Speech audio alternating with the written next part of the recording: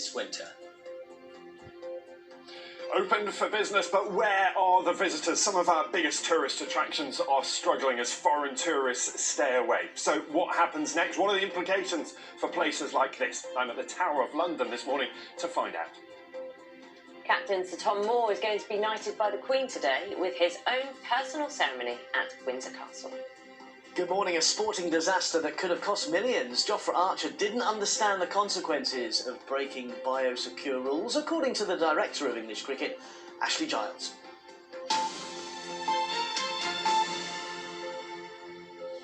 The NHS in England is to get an extra £3 billion to help deal with pressures this winter. That's including a possible second wave of coronavirus infections. Now, some of the money will be used to keep Nightingale hospitals open to the end of the financial year. The British Medical Association, which represents doctors, says that more detail is needed on how far the money will go. Let's talk to our political correspondent, Ian Watson. Ian, good morning to you. You know, we've heard lots, haven't we, concerns about a second wave and what those numbers might look like. So the government reacting to that.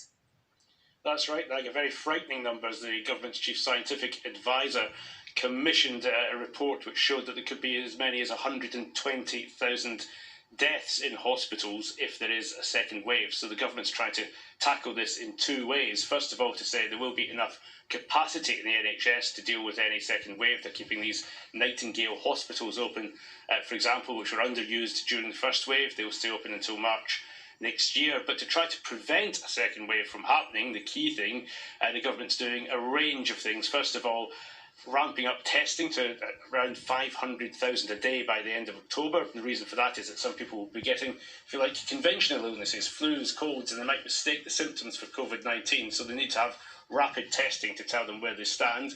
In addition to that, they'll be expanding the amount of people who will be eligible for free flu vaccines to make sure you take pressure off the NHS in that way. But also there's going to be new powers for local authorities to impose local lockdowns so that when, for example, outbreaks happen, they don't get involved in the negotiations between central and local government. For example, they can act far more swiftly and with far more data to try to suppress the virus so you don't get